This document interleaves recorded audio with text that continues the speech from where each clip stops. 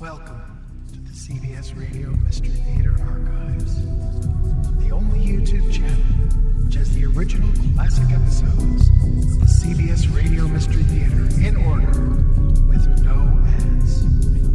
Thank you for listening, and now, enjoy the show.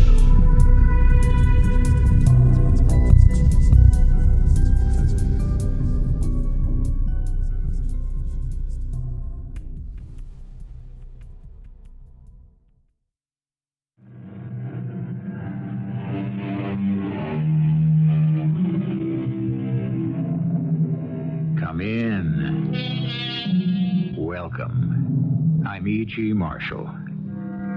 There was a day when this country was crisscrossed by railroads. Things have changed.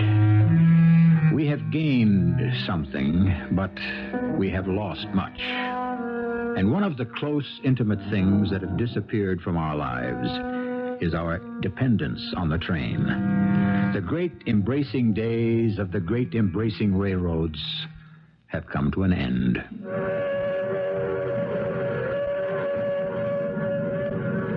What you doing here, Mary? Waiting for the train? What for? You know it doesn't stop here anymore. It used to. Oh, that was a long time ago. Maybe it will again. No, Mary, no. Not ever. You can't be sure of that. Oh, yes, I can. Nobody can be sure. Nobody.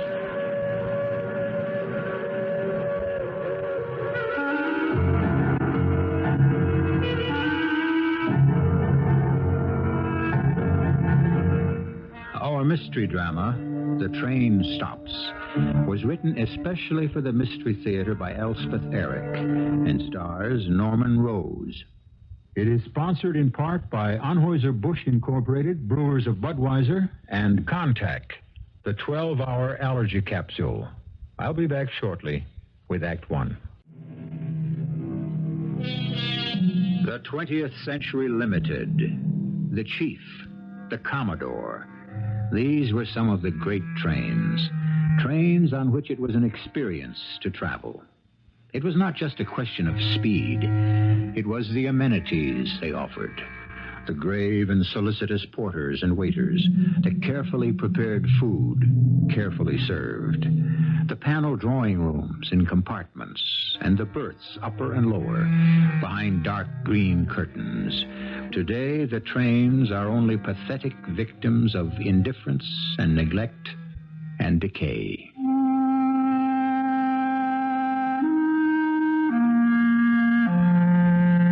The trains used to stop at Dandridge. Not the express trains, of course. Dandridge is quite a small town. We don't even have a library. And still, the local trains stopped at Dandridge until the railroad started to decline. And then, little by little, they started taking us off their schedule. Till finally we weren't listed at all. Old Ben Harper, who'd been station master since Lord knows when, was out of a job. What are you going to do now, Ben? Oh, got a little pension. Yes, but what'll you do? Yeah, I got myself a room up over the ice cream parlor across from where the railroad station used to be. Never thought I'd live to see the station house torn down. Yeah, weeds have already grown up where it used to be. But, Ben, what are you going to do with yourself? Well, there's always a chance somebody might want me to flag down a train. Not likely. Not many trains. Well, 2 in the morning, 3 in the afternoon. Nothing after 9 o'clock, and that's when I go to bed. That's all you do? Watch the trains go past? Oh, I read the papers, try to keep up, and I spend time with the old railway guide that has all the schedules all over the country, arrivals, departures, and makes good reading. About wore out my old copy. My son sent me an airplane guide. You can imagine what I did with that. Well, maybe someday the train will come back. Oh, we really need him, Dr. Barnes. Yeah. Well, take care of yourself, Ben. I'll see you around. Oh, Dr. Barnes, how's Mary? Oh, Mary's all right. Your girl sure loves the old trains. See her down there every day. She stands and watches the 516 go through. She really loves trains. Yeah. Only one train, Ben. The 516.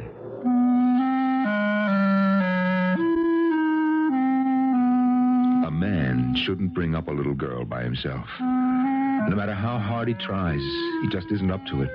He'll fail in little ways he knows nothing about, because he's a man. My wife died giving birth to our daughter. I never wanted to marry again. I'm a doctor, and my office is in my house, and I thought, heck, I'll always be around. She can always come to me. And I was always around, and she did come to me, but well, I didn't always understand. I'll try and tell you how it was. Good dinner, Mary. Just a lot of leftovers thrown together. Sometimes that's the best kind of dinner. You want some coffee? Well, I shouldn't, but I do. There's lots of things we shouldn't do, but we do. Sometimes they're the best things. Mary, tell me, how is everything going, huh? Everything is all right. You know how everything is. No, I don't. I'm busy all day, sometimes nights, too. What do you want to know? Well, about boys, for instance. Which boys? Oh, Ralph Jones, Charlie Radway, Herb Nystrom. You know, all those boys you went to high school with. They used to be around a lot. That was before, when I was a child. Mm-hmm. And now you're a big grown-up lady.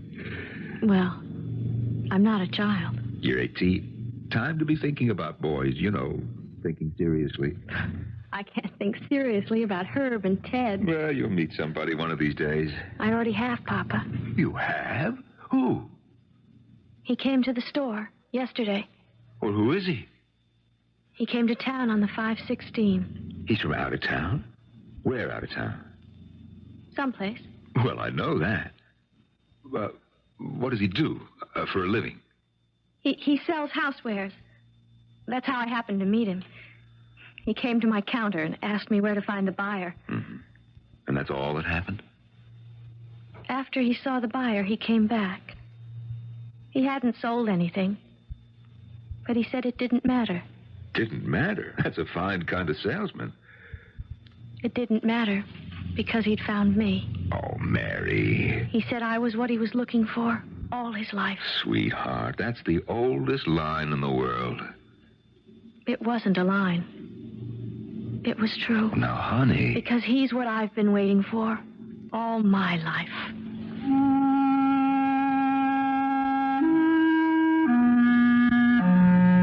See what I mean? A woman would have known what to do, what to say. A woman would have known how to deal with something like that.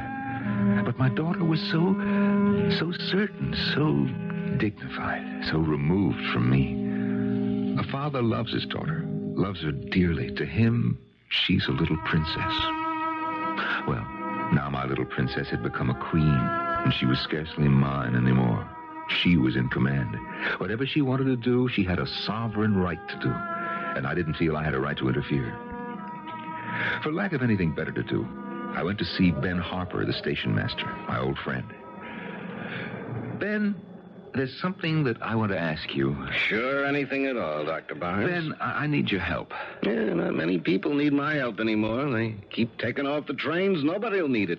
They'll be retired for good. I want to ask you about the 516. Yeah, good train. Not what she used to be when she had a club car and all, but a good train. Good commuter's train. Ben, who rides it? Oh, just the regulars that work in the city. Engineer's a friend of mine. Known him for 30 years. Mm-hmm. You watched it come in yesterday? Of course I did. Always go out and exchange a few words with my friend. Yeah. Who got off? Oh, the regulars. Bob Radway, his son, Charlie. You know them all. Nobody else? Nobody new? No. Ben, my daughter Mary says a man came to the store yesterday. She met him. She says he got off the 516. If he did, he must have been pretty spry about it. Must have hopped off while I was conversing with the engineer. And there she is now, coming around the bend. Well, I've got to get out and say hello to my friend. Oh, 516 is long for this world. They're taking us off a schedule any day now.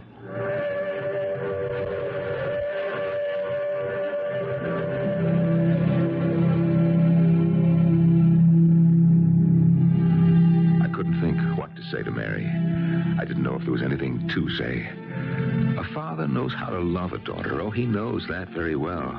But when it comes to her life, her happiness, picking the right man, he doesn't know a thing. I suppose maybe because in his heart, he thinks he's the really right man. And of course, that's not possible. So he'd like Mr. Second Best to be the best of all those others. Good dinner, Mary. It's a new recipe. It's fine. It's the sour cream that does it, I think. How's everything going? Oh, fine. Have you seen, what's his name? From out of town? Oh, yes. Do you see him often? Once a week, at least. You've never told me his name. Do you really care what his name is? Of course I care. Any man my daughter's interested in, I want to know his name and a lot of other things besides. You do? Well, don't you? Not particularly. Oh, now, Mary, that's not right. Is it wrong? Well, I didn't say it was wrong, but if you're going to go on seeing him, you should know all about him. You should bring him home so I could meet him and see what kind of a man he is, even if you're not serious about it. Oh, I'm serious about him, all right. You mean you want to marry him? And you don't even know his name or where he comes from or anything? I know his name. And I know where he comes from. Well, tell me. Not yet, Papa. Now, look, Mary, I've got a right to know. It's my right and it's my duty. I'm your father. I'll tell you someday. I want to know now. Oh, Papa. Haven't you ever had something that was your very own? Very private, very personal. Something nobody else would understand. Because you can't understand it yourself. And if you tried to tell anybody about it, why, it might slip away from you. Right while you were telling about it, you might lose it. Oh, can't you understand that, Papa? I can try.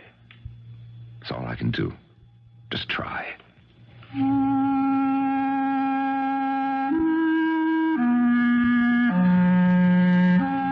I know young people like to keep secrets from their parents. I guess from the age of 3 or 4 they start hiding things. Maybe before that, for all I know. I think they're scared of those big giants, their parents. Those giants who have the last word about everything, who say yes or no to each last little thing. I'd been poking and prying into my daughter's life since the day she was born. Now she was 18, and she'd met up with something that was none of my business. So she thought. She wasn't going to permit me a yes or a no or a maybe. Oh, if only her mother had lived. But no use going into that. I had to deal with this the best I could by myself. If I could just figure out how. Well, one late afternoon, there was a knock at the door to my office. Door's open. Come on in. Oh, come in. The door's not locked. Oh, for the love... I'm coming. Didn't you... Dr. Barnes. Didn't you see the sign? Knock and enter. It says, well, come on in. Have a seat. I won't be staying. Well, you can't just rush off. Now, what seems to be the trouble? Oh, you think I'm ill. Well, that's generally why people turn up at a doctor's office. It's not about myself I wanted to see you. It's about your daughter. What do you know about my daughter? She's in love. Isn't she? Do you know my daughter? Please answer my question. Well, there's a man, and she seems interested. I don't know that anything's going to come of it. Nothing will come of it. You must tell her. Nothing will come of it. Well, I don't know why you say that. Because the man is mine.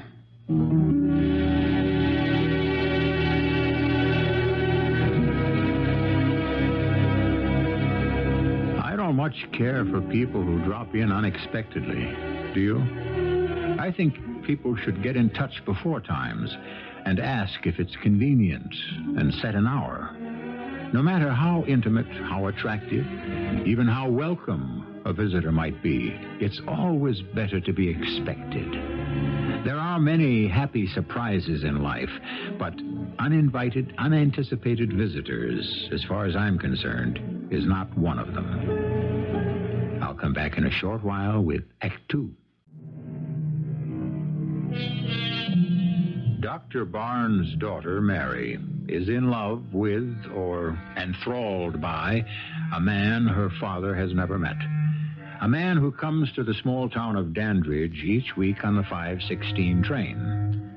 The doctor's wife has been dead for 18 years, since the birth of their only child, and the father is acutely conscious of his own inadequacy to deal with the romantic problem of his only child, if, indeed, she will permit him to have any part in them at all. His perplexity is not eased in the least by the visit of a strange woman with a strange prescience of his daughter's future.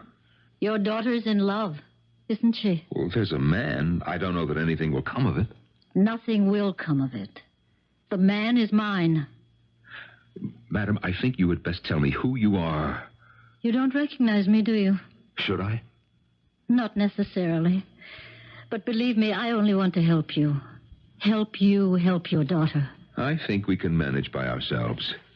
Are you managing by yourselves? So far. You don't know what lies ahead. It's not possible for anyone to know the future. No. We can only guess, but some guesses are more accurate than others. Mine, for instance. I think you had better tell me who you are. Not yet. Not now. But I'll be back, Dr. Barnes. Till then, watch out for your daughter. Take care of her. There's danger ahead.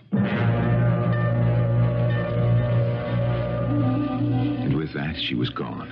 Simply slipped out the door before I could stop her. I was left standing in the middle of my office, open-mouthed and staring. Was this some demented woman from off the streets of Dandridge? But in a town like ours, everybody knew everybody else. Was she a newcomer? Well, then, where had she come from? And how? Was she another traveler on our dying railroad? Had she, too, arrived on the 5:16? Sit down, Papa. Everything's on the table. Mary, child, there's something that I have to tell you. Help yourself to potatoes.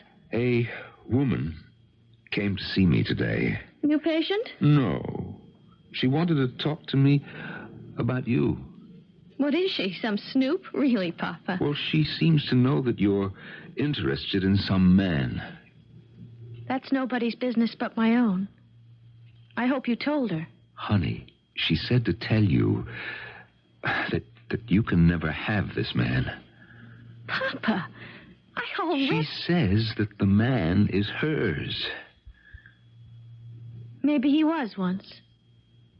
Not now. Mary, it doesn't bother you that some other woman has a claim on him? She thinks she has. Or even thinks she has. That doesn't bother you? Well, I imagine there are a lot of women who've been in love with him. He's a beautiful man. Very wise, very knowing. I look in his eyes and I can see everything. Clear to the end of the world. I know it all. Oh, honey, you've got to let me meet him. You've got to tell me his name. I've got to get to know him. I want to protect you, to take care of you. I'm your father. I'm grown up now, Papa. I still love you, but I'm not your little girl anymore. I'm a grown-up woman. Is there any feeling more helpless than loving that is futile?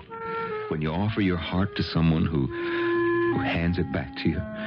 When you're given to understand that you are superfluous, extraneous, and really unwanted. That your love is really a nuisance. That's how I felt that night. And before office hours, I hurried down to see Ben Harper in his room across from the railroad tracks. Come on in, Dr. Barnes. What brings you here, huh? Sit down. No, I have to get back. Some coffee. Ben, did you see the 5:16 pull in yesterday? Why, sure. Did a woman get off? Just the usual commuters, a regular 5. No woman? Didn't see any. Ben, a woman came to my office. Nobody from around here. Well, I suppose she could have come on an earlier train. Nope, wasn't a woman coming yesterday on any train. I'd have noticed. I'd have remembered. Not many trains left, and Soon there won't be any 5:16. Oh? They're taking Dandridge off the schedule.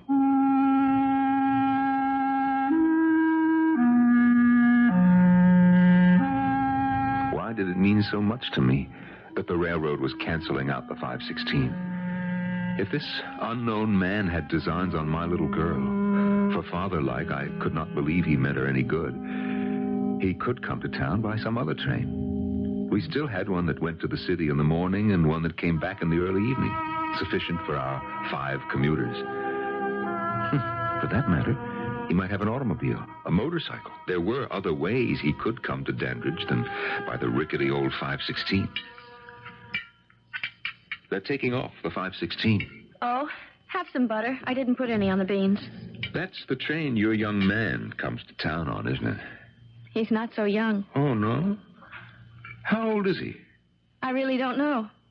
You never asked him? I never cared. Anyway, isn't that the train he comes in on, the 5:16? That's the one. Mm-hmm. I suppose he could take the 6:22. I suppose he could. When they cancel the 5:16, I mean. It really doesn't make any difference, Papa. Mary, how can it not make any difference? If you love him the way you say you do, the way you seem to... I do love him. I'm going to go away with him. Mary, you cannot do that. But I'm going to. A man I don't know? A man I've never met? A man I know nothing about? What kind of a father am I if I let you? Papa, can't you understand that you have nothing to do with this? This is just between him and me. That is not right. Things are not done that way. Some things are. This thing is. Oh, Mary, you make me feel like I don't count for anything. Oh, you do. You do. Well, then let me help. Let me be a part of this thing. It's just not possible, Papa. One day soon, he's going to give me a ring. He's promised you a ring? And then I'll go away with him. Everything was slipping away from me. All the certainties I had ever enjoyed, all the faiths I'd ever held, all the feelings that I put my trust in, all were quaking in the wind of gigantic fear. Something was happening that I could not comprehend, could not influence in the least way. My brain seemed incapable, even useless. How I managed to care for my patients, I cannot tell. Instinct and long experience told me what to do. For the rest, I was left to struggle with failing powers against something I could not in the least comprehend. It was with no surprise that I looked up one day to see the woman. How did you get in? The sign says knock and enter. Did you knock? Forgive me. What do you want? To remind you of what I told you before. You think I could forget? The man is mine. I told her what you said. Oh, It didn't disturb her in the least. it should have. She says that he's going to give her a ring. What kind of ring? I don't know. She makes me feel as though I shouldn't ask, as though it's none of my concern. That must be very hard for you. Yes, it's very hard. Can't you stop her? Can't you stop him? You must have some rights. No, I haven't any. Well, I cannot tell her not to take a ring from a man who wants to give it to her. No, you can't. The days are long past when a father could lock his daughter in her room. Locking her in a room wouldn't make any difference. Well, it might postpone everything until I could figure out what to do. There's nothing you can do. Once he gives her the ring, it's all over. I didn't really understand anything the woman was saying. For that matter, I hardly recognized my own words. They came from my mouth with no plan or volition of my own. I didn't even know who the woman was or why I was standing there talking to her. Talking as though we were old friends, as though we shared a common problem, a mutual concern. As though we were joined by a feeling of helplessness and a sense of impending doom. I wanted to be angry with her, indignant at her interference. I wanted to demand explanations, excuses. But I couldn't.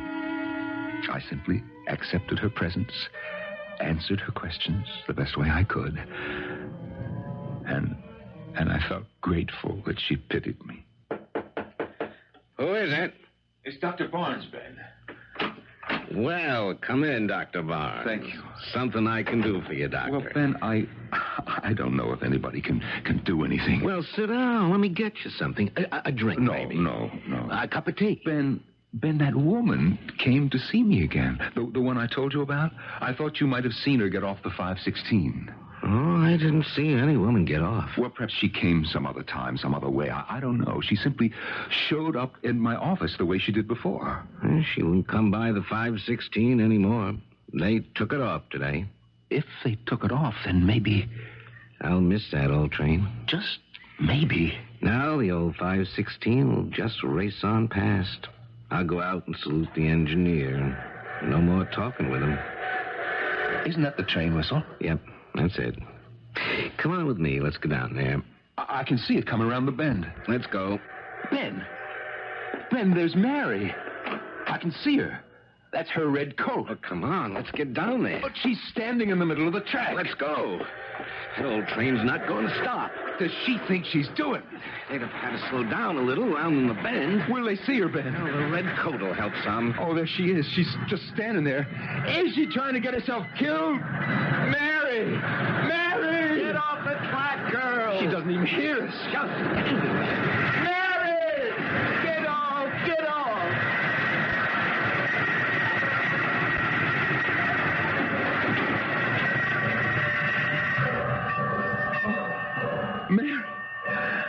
Mary, I've got you. Oh, I've got you. Oh, my dear. My dear, what on earth? Why on earth? Why would you do such a thing? Oh, my little girl. She all right, Doctor? Huh? Yes, she's all right. She's awfully pale. Yeah, but she's safe. She's all right. Well, I'm going to speak to the engineer and tell him she's okay. Oh, Ben, listen, will you thank him for me? Yeah, he did a good job breaking like that. Mary, my little girl. Mary, you're all right, aren't you? I'm going to take you home, honey. I'm going to put you to bed. And you're going to have a good rest. And then when you're feeling all right, we'll just have a good long talk. You know, I haven't been the right kind of a father to you, my little one, but it's going to change. I'm going to do better. I'm going to be better. Mary, do you hear what I'm saying to you, Mary? Papa. Oh, yeah, dearie. Yeah, what is it? Papa, did the train stop?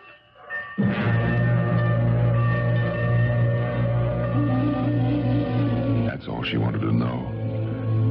Did the train stop? Nothing about herself. Nothing about me. Nothing about the two of us. And everything I'd been trying to tell her about, how things would be different now and better now. No. All she wanted to know was, did the train stop?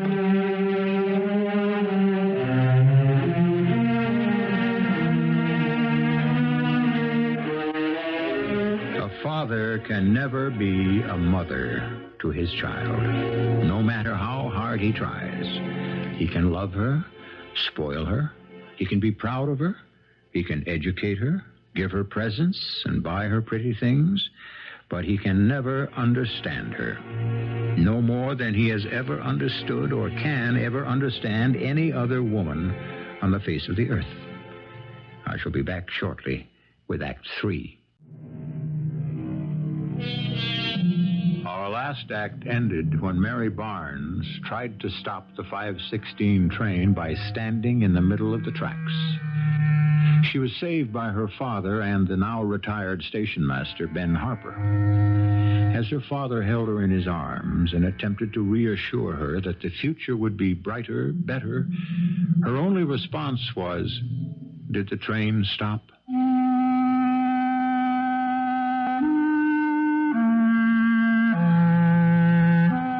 The 516 never stopped at Dandridge again. But every day, as it rounded the bend, my daughter Mary, in her little red coat, stood where the old station house had been and watched it approach.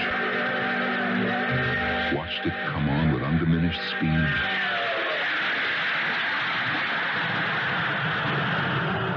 watched it disappear. As Mary watched the train, old Ben Harper, retired now and living across the street over the ice cream parlor, watched her. Your girl sure loves the old trains, Dr. Barnes. Only one train, Ben. The 516.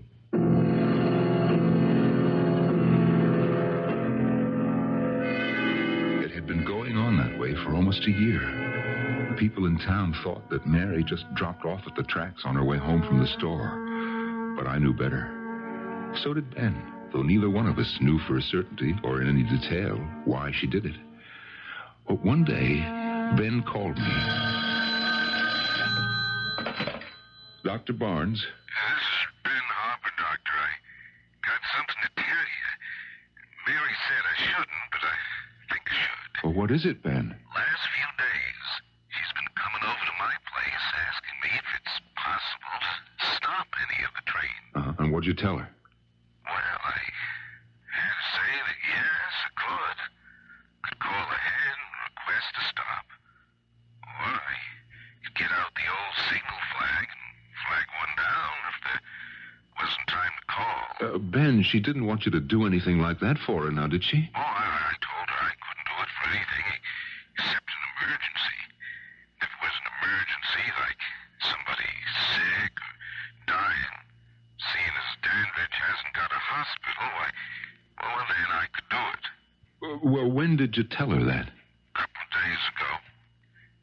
And then this morning, Dr. Barnes, she came to my place, told me she was sick. What? And she had to go to the hospital. I said, you don't look sick. She's not sick. And I said, what's more, Father can take care of you if he thinks you need to be in a hospital. He can take you there in his car. Well, that's right. Well, she let it go with that, but I don't think she looked like she was satisfied, Doctor, so I thought I ought to phone you. Yeah, well, Ben, was it any particular train she wanted you to flag down? Well, yes, Dr. Barnes. She said she'd go to the hospital after work on the 516. Yeah, that's what I thought.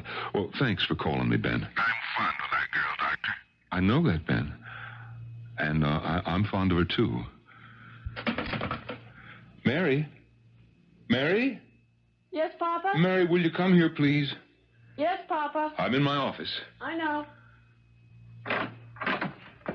Come on over here. Now, let me have a look at you. What's the matter? That's what I'm trying to find out. You feel all right? Yes? Mm-hmm. All right, now just put this under your tongue. What for? Don't argue with me. That's it. Now, Mary, Ben Harper just called me. He says that you've been pestering him about flagging down a train for you. He said you told him that you needed to go to a hospital, that you were sick. Now, you know perfectly well that if you're sick, you come to me. Just nod your head. Okay? Now, it's not getting to the hospital that's on your mind, Mary. That's not why you want a train stopped. People don't check into a hospital in the evening, and you know that. There's no reason to take a train at 5:16, is there? Now, Mary, I have tried to understand. I have been patient, I think. I think maybe I've been too patient. All right, now, let me have the thermometer. Mm-hmm. No fever. That is what I thought. Pulse rate is okay. Mary, you are not sick. Well, what have you got to say for yourself?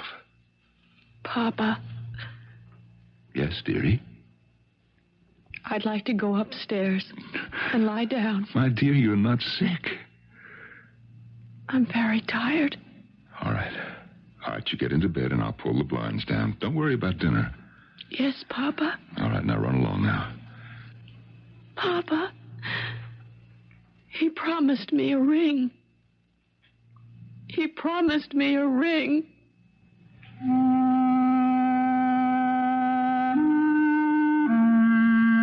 Somehow, the day passed. I checked on the food in the icebox. I saw some patients. Oh, I ate a sandwich for lunch. I answered the phone. I tried to keep busy. I guess I succeeded. But no matter where I was or what I was doing, my mind was centered on the young figure lying in her bed upstairs. So troubled, so haunted, so in love, as only a young girl can be in love, with a man I did not know, had not even met. Why, he could be anyone at all.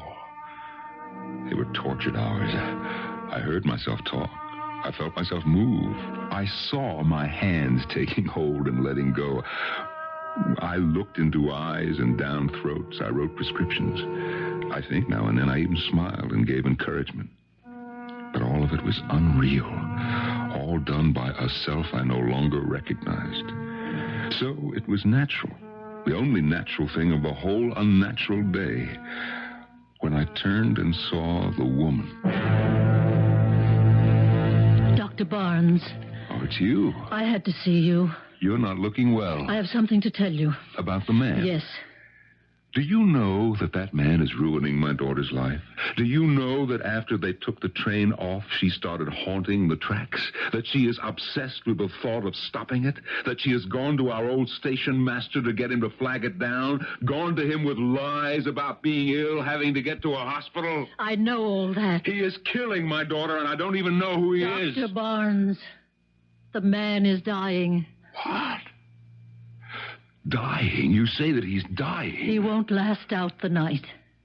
Well, if you love him, I'd like to say that I'm sorry, but I can't. All I can do is wonder if I should tell my daughter. I wonder how to tell her. You won't need to tell her, Doctor. She'll know. I don't remember her leaving, but when I looked up, she'd gone. And after a while, I roused myself. I climbed the stairs to my daughter's room. I opened the door. She was sleeping so peacefully, her young breast rising and falling evenly, a little smile on her lips. Well, whatever I had to tell her could wait. I closed the door, went back downstairs. In my office sat Ben Harper. Oh, Ben, what in the world? Oh, I'm glad you're here, Dr. Barnes. I wouldn't have known where to look for you. What's the matter, Ben? It's Mary. She's down at the tracks. I just saw her. Oh, now, Ben, Mary's upstairs in her bed. She's sleeping. Oh, she's not. Well, I just looked in on her myself. Dr. Barnes, I saw her from my window a minute ago. 5:15 on the dot. No, that's impossible, Ben. From my window, I saw her. She had on a red coat. She stood there with her hands in her pockets, stood there and waited. And then the train came in. She looked up. I think she smiled. And then, Dr. Barnes, the train stopped. It stopped? Well, I hadn't called in. I hadn't asked for it. And I certainly didn't flag it down, but something must have happened. Something between Mary and the engineer. Well, Mary and somebody, some kind of connection. So all she had to do was stand there and wait. And the train stopped. Oh, Ben, old friend. And then, Dr. Barnes, Mary gathered herself together and she got on the train. Oh, Ben. And the train pulled out. I hadn't been able to move till then. But when I saw that train pull out with Mary on it, I knew I had to come straight to you and tell you. That Ben, an old railroad man like you, sitting up there in your room watching the trains go by, you're almost bound to start seeing things. I saw Mary. Now, look, you come with me up to Mary's room. That is where she is, Ben. I know, I saw her. Now, I know that you're very fond of my daughter. Oh, I am. And you... Now, look here, Ben, hanging on the newel post. Mary's red coat. Yeah, so you see? She was wearing it when she got on that train. Look, let's go on upstairs. You'll see she's asleep in her bed. But I saw her, Doctor. Ben, I had a visitor today. Someone came to see me and told me that the man Mary's been in love with hasn't long to live. Is that certain? For all I know, he's dead right this very minute. Oh, here's Mary's room. Now, look there, Ben. Look, what did I tell you? She's sleeping? Yeah. She's been sleeping all day. I'm sorry, Doctor. I guess I'm an old man. You're right. Oh, now. Nothing to feel bad about. Look here, why don't you stay and have dinner with us, if you can stand my cooking? Oh, I don't know. It's almost time. I'll wake Mary up and... What is it, Dr. Barnes? Mary? Mary, dear. Mary? Doctor? She was sleeping. What is it? Ben, she was sleeping, and now she's dead. Oh, no. Oh, Doctor. I don't understand it. Doctor. Doctor, there was something in her hand. What? I don't know. Looks like a ring. A ring? Now, let me see it. Isn't it a ring? Yeah. It's a ring. It's a ring. It's like the one I gave her mother. The ring that was on her finger when we laid her in her grave.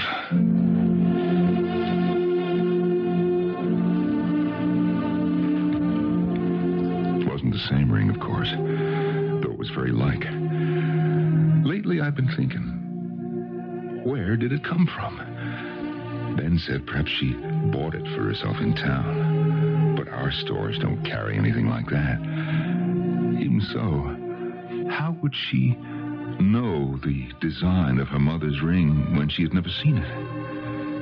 Did the man she loved actually give it to her? And if he did, when did it pass from his hand to hers?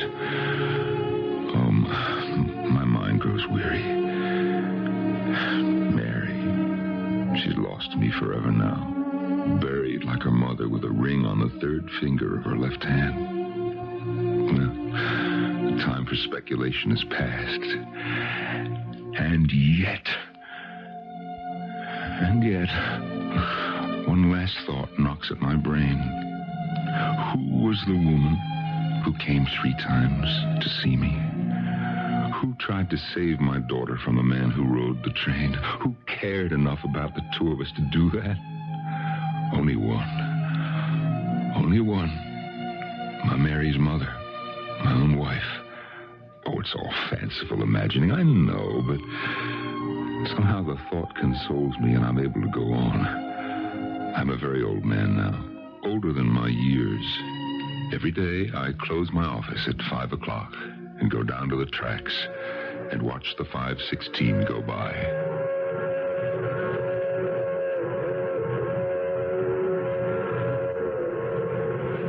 It never stops.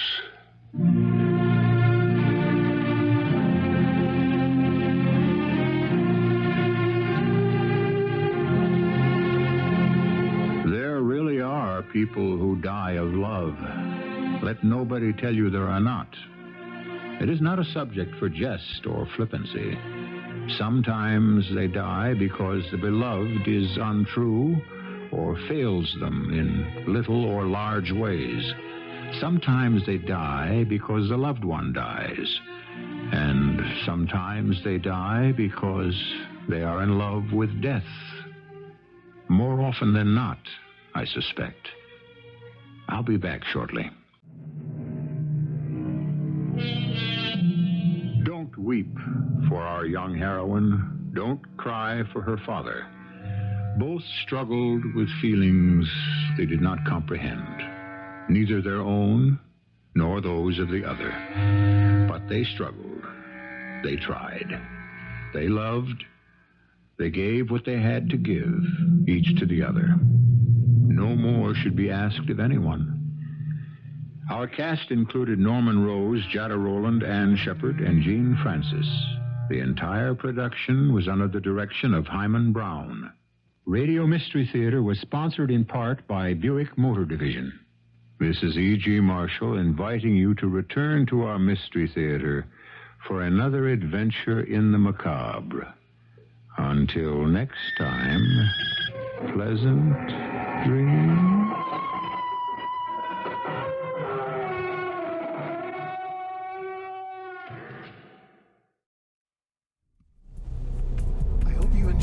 episode of CBS Radio Mystery Theater. If you've enjoyed this and want to hear more, please subscribe to this